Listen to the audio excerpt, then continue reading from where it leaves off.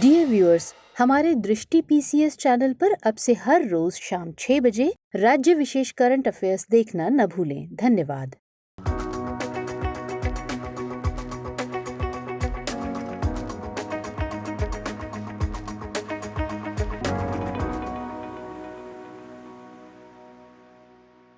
नमस्कार। दृष्टि आईएएस के टुडेज जी के प्रोग्राम में आपका स्वागत है। शुरुआत करते हैं पिछले सेशन के रिकैप से। पहला प्रश्न था, पीएम गति शक्ति के संदर्भ में निम्नलिखित कथनों पर विचार कीजिए।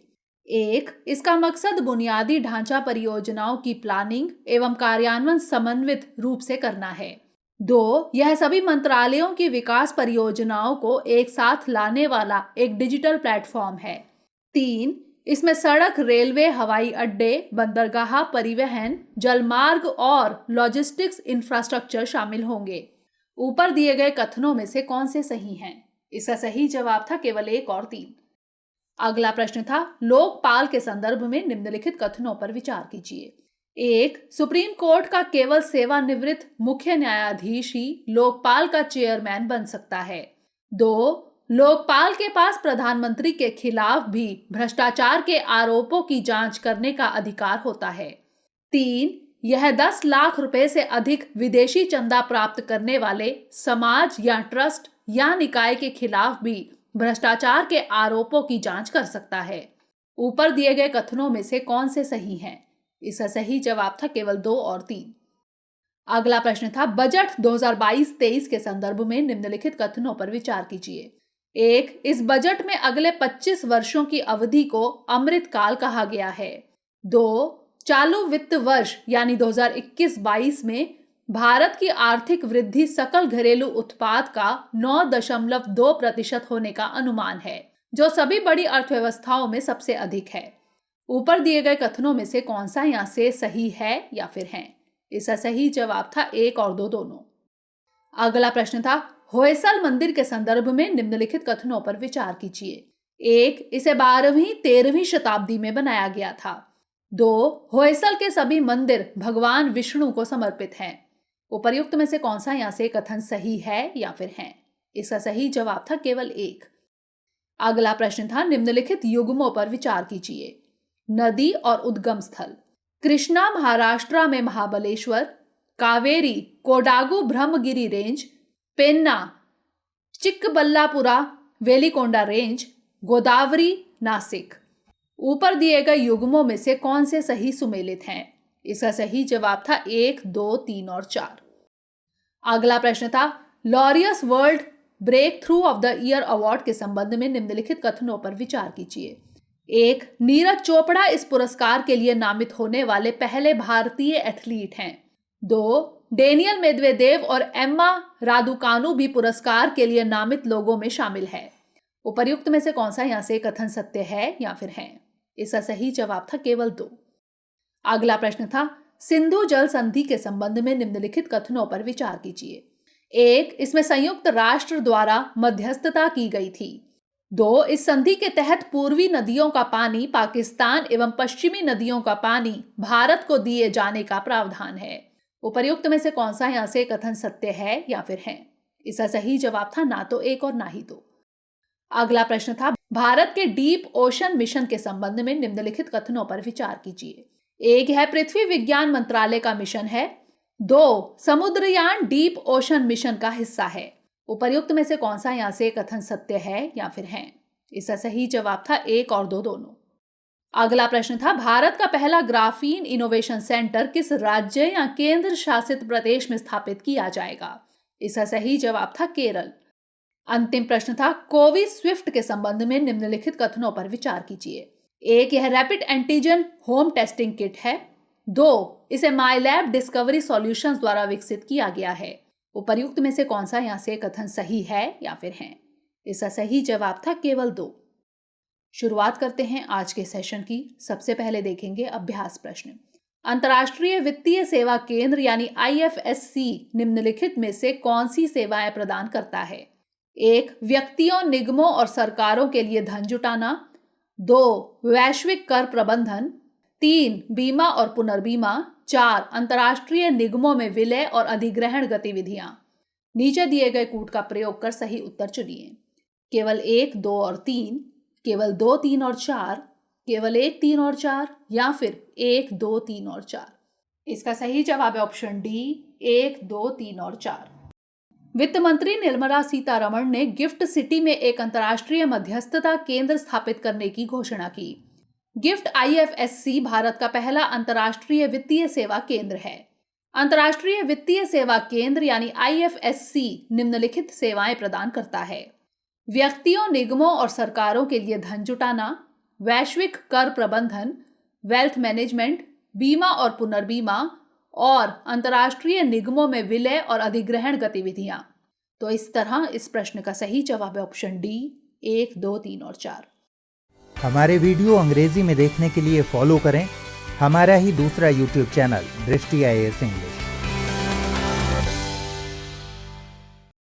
आज के सेशन का पहला प्रश्न है, निम्नलिखित कथनों पर विचार कीजिए। 1, श्री रामानुजाचार्य शैव परंपरा के प्रतिपादक थे।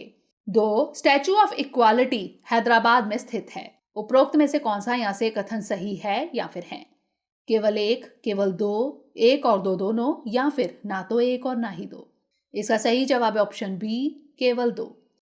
प्रधानमंत्री कल हैदराबाद में स्टैचू ऑफ इक्वालिटी का उद्घाटन करेंगे, इसलिए कथन 2 सही है। यह रामानुजाचार्य की विशाल प्रतिमा है। भारत के श्री पेरम्बदूर में 1017 ईस्वी में रामानुजाचार्य का जन्म हुआ था। वह एक वैदिक दार्शनिक, समाज सुधारक और वैष्णव परंपरा के प्रतिपादक थे, अतः कथन 1 गलत है। उन्हें इलाया पेरुमल के नाम से भी जाना जाता था, जिसका अर्थ है दीप्तिमान। अपने 120 साल के जीवन में उन्होंने पूरे भारत की यात्रा की एवं व्यक्तिगत जरूरतों पर ध्यान देने के साथ साथ सभी वर्गों के जीवन जीने के तरीके को समझा। तो इस तरह इस प्रश्न का सही जवाब ऑप्शन बी, केवल 2। अगला प्रश्न है, निम्नलिखित कथनों पर विचार कीजिए। 1, ब्लू इकोनॉमी की अवधारणा गुंटर पाउली द्वारा दी गई थी। 2, ब्लू इकोनॉमी संयुक्त राष्ट्र के सभी सतत विकास लक्ष्यों, विशेष रूप से SDG 11 का समर्थन करती है।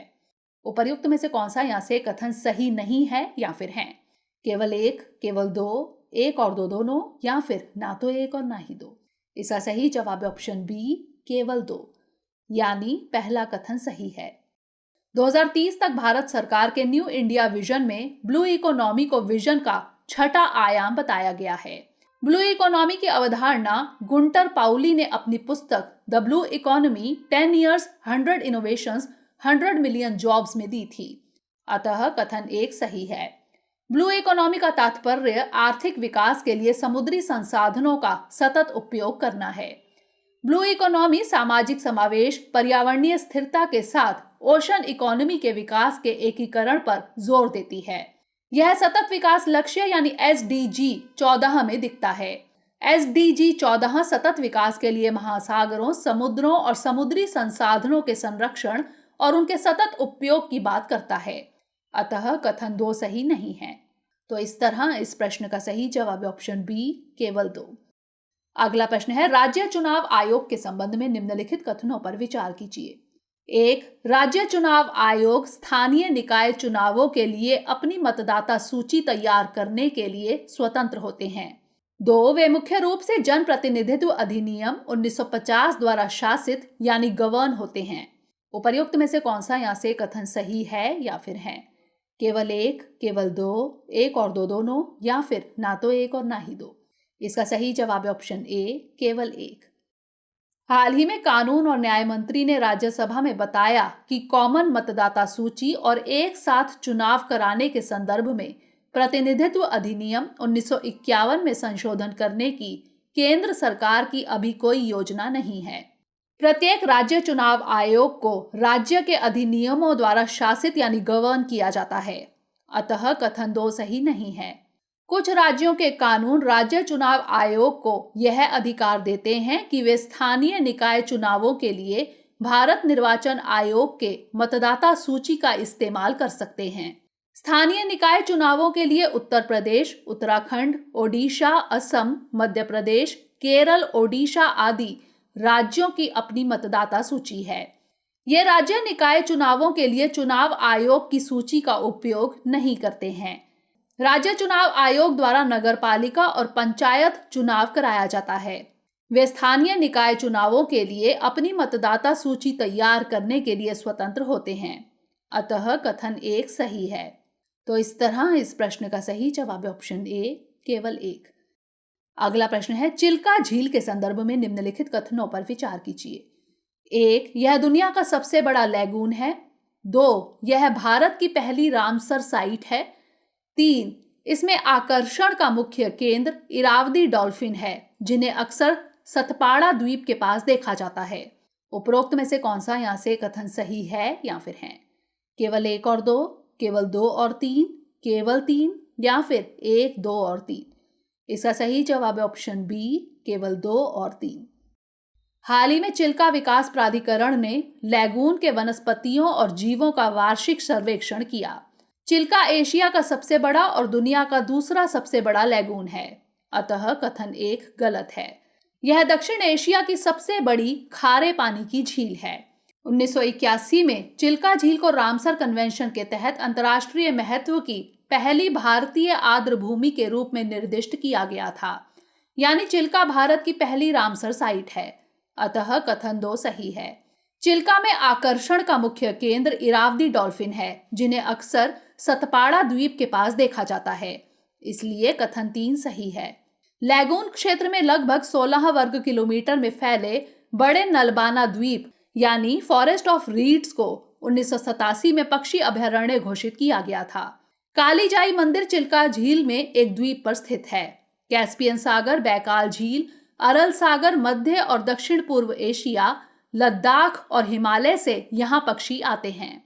तो इस तरह इस प्रश्न का सही जवाब है ऑप्शन बी, केवल 2 और 3।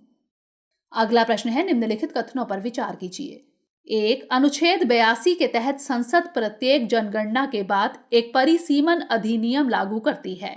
2, अनुच्छेद 170 के तहत प्रत्येक जनगणना के बाद परिसीमन अधिनियम के अनुसार राज्यों को निर्वाचन क्षेत्रों में विभाजित किया जाता है। उपरोक्त में से कौन सा यहाँ से कथन सही है या फिर है? केवल 1, केवल 2, 1 और 2 दोनों, या फिर ना तो 1 और ना ही 2? इसका सही जवाब है ऑप्शन सी, 1 और 2 दोनों, यानी दोनों कथन सही हैं। 2020 में गठित जम्मू कश्मीर परिसीमन आयोग के कार्यकाल का दूसरा विस्तार हो सकता है। अनुच्छेद 82 के तहत संसद प्रत्येक जनगणना के बाद एक परिसीमन अधिनियम लागू करती है। अतः कथन 1 सही है। अनुच्छेद 170 के तहत प्रत्येक जनगणना के बाद परिसीमन अधिनियम के अनुसार राज्यों को भी निर्वाचन क्षेत्रों में विभाजित किया जाता है। इसलिए कथन 2 सही है। अधिनियम लागू होने के बाद केंद्र सरकार एक परिसीमन आयोग का गठन करती है। परिसीमन आयोग अधिनियम 1952 में लागू किया गया था।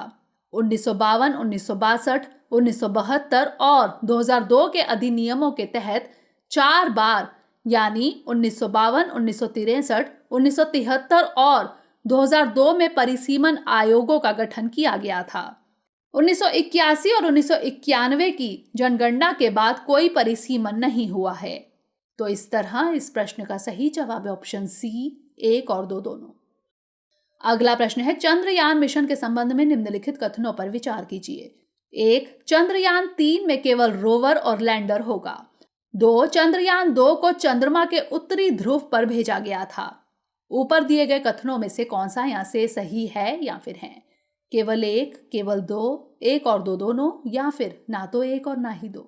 इसका सही जवाब है ऑप्शन ए, केवल 1। इसरो इस साल अगस्त में चंद्रयान 3 मिशन लॉन्च करेगा। चंद्रयान 3 में केवल रोवर और लैंडर भेजा जाएगा, जबकि पृथ्वी के साथ कम्युनिकेट करने के लिए चंद्रयान 2 मिशन के ऑर्बिटर का ही उपयोग किया जाएगा। इसलिए कथन 1 सही है। चंद्रयान 2 को 2019 में लॉन्च किया गया था। इसे चंद्रमा के दक्षिणी ध्रुव पर सॉफ्ट लैंडिंग करनी थी। हालांकि यह क्रैश हो गया, इसलिए कथन 2 सही नहीं है। उसी साल इजराइल का बेयरशीट स्पेसक्राफ्ट भी चंद्रमा की सतह पर क्रैश हो गया था।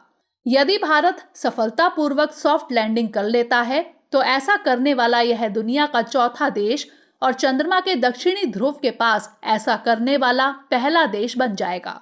तो इस तरह इस प्रश्न का सही जवाब ऑप्शन ए, केवल 1। अगला प्रश्न है, निम्नलिखित कथनों पर विचार कीजिए। 1. सांसद जो मंत्री नहीं है वे प्राइवेट मेंबर कहे जाते हैं।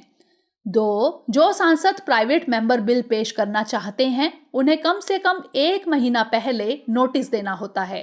3. 1970 के बाद से संसद द्वारा कोई भी प्राइवेट मेंबर बिल पारित नहीं किया गया है।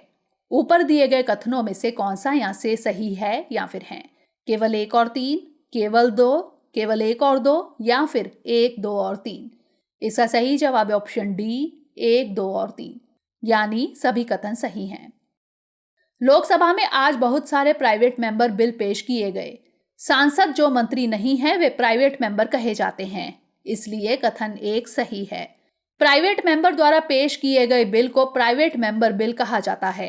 ये बिल सांसद खुद या उनके स्टाफ तैयार करते हैं।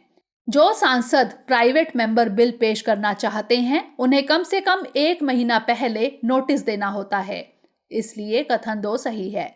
यह बिल केवल शुक्रवार को पेश किया जाता है और इस पर चर्चा की जाती है। जब बहुत सारे बिल हो तो पेश करने के क्रम को तय करने के लिए बैलेट सिस्टम का प्रयोग किया जाता है। PRS लेजिस्लेटिव रिसर्च के अनुसार 1970 के बाद से संसद द्वारा कोई भी प्राइवेट मेंबर बिल पारित नहीं किया गया है, इसलिए कथन 3 भी सही है। तो इस तरह इस प्रश्न का सही जवाब है ऑप्शन डी, 1, 2 और 3। अगला प्रश्न है, अंतर्राष्ट्रीय मुद्रा कोष की वर्तमान प्रबंध निदेशक क्रिस्टालिना जॉर्जीवा निम्नलिखित में से किस देश से संबंधित है? चीन, रोमानिया, बुल्गारिया या फिर यूक्रेन? इसका सही जवाब है ऑप्शन सी, बुल्गारिया। अंतर्राष्ट्रीय मुद्रा कोष की प्रबंध निदेशक क्रिस्टालिना जॉर्जीवा ने भारत के बजट की तारीफ की है। वह बुल्गारिया की एक पर्यावरण अर्थशास्त्री हैं, इसलिए विकल्प सी सही है। वह 2017 से जनवरी 2019 तक विश्व बैंक की मुख्य कार्यकारी थी। अक्टूबर 2019 में जॉर्जीवा IMF की प्रबंध निदेशक बनी।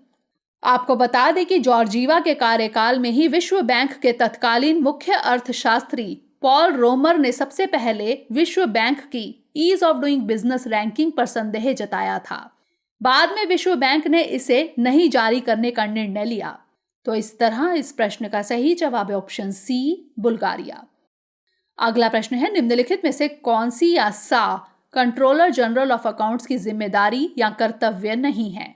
तकनीकी रूप से सुदृढ़ प्रबंधन लेखा प्रणाली की स्थापना और प्रबंधन, केंद्र सरकार के खातों को तैयार और जमा करना, राजकोष नियंत्रण और आंतरिक ऑडिट करना या फिर राष्ट्रपति राज्यों के राज्यपालों और विधानसभाओं वाले केंद्र शासित प्रदेशों के प्रशासकों के लिए खाते तैयार करना एवं जमा करना? इसका सही जवाब है ऑप्शन डी, राष्ट्रपति राज्यों के राज्यपालों और विधानसभाओं वाले केंद्र शासित प्रदेशों के प्रशासकों के लिए खाते तैयार करना और जमा करना। हाल ही में सोनाली सिंह ने कंट्रोलर जनरल ऑफ अकाउंट्स का प्रभार संभाला है। कंट्रोलर जनरल ऑफ अकाउंट्स संविधान के अनुच्छेद 150 से अधिदेश यानी मैंडेट प्राप्त करता है। बिजनेस रूल्स 1961 में इसके कर्तव्यों एवं जिम्मेदारियों का जिक्र है। उनके महत्वपूर्ण कर्तव्य एवं जिम्मेदारियां निम्न हैं। तकनीकी रूप से सुदृढ़ प्रबंधन लेखा प्रणाली की स्थापना और प्रबंधन, केंद्र सरकार के खातों को तैयार और जमा करना, भारतीय रिजर्व बैंक और केंद्र सरकार के वार्षिक खाते के साथ केंद्र के नकद शेष का मिलान करना और राजकोष नियंत्रण और आंतरिक ऑडिट करना। राष्ट्रपति राज्यों के राज्यपालों और विधानसभाओं वाले केंद्र शासित प्रदेशों के प्रशासकों के लिए खाते तैयार करना और जमा करना भारत के नियंत्रक और महालेखा परीक्षक का कर्तव्य है, इसलिए विकल्प डी सही है। तो इस तरह इस प्रश्न का सही जवाब है ऑप्शन डी, राष्ट्रपति राज्य के राज्यपालों और विधानसभाओं वाले केंद्र शासित प्रदेशों के प्रशासकों के लिए खाते तैयार करना और जमा करना। अंतिम प्रश्न है, निम्नलिखित में से किस देश की राजधानी बर्दा नदी पर स्थित है? इराक, जॉर्डन, साइप्रस या फिर सीरिया? इसका सही जवाब है option D, Syria.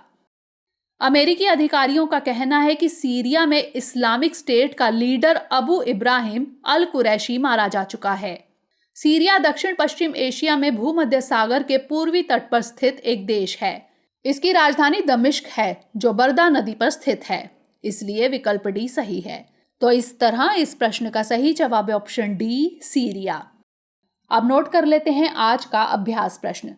Electoral bond के संदर्भ में निम्नलिखित कथनों पर विचार कीजिए। 1. चुनावी बॉन्ड की अधिकतम सीमा 10 लाख रुपए है। 2. इसे रिजर्व बैंक ऑफ इंडिया जारी करता है। 3. चुनावी बॉन्ड केवल पंजीकृत राजनीतिक दल के नामित खातों में ही भुनाए यानी रिडीम जा सकते हैं। उपरोक्त में से कौन सा यहाँ से कथन सही है या फिर है? केवल 1 और 2, केवल 1 और 3, केवल 3 या फिर केवल 2 और 3? इसका उत्तर हमें कमेंट सेक्शन में जरूर भेजिएगा। अगले सेशन में नए प्रश्नों के साथ मिलेंगे। तब तक के लिए धन्यवाद।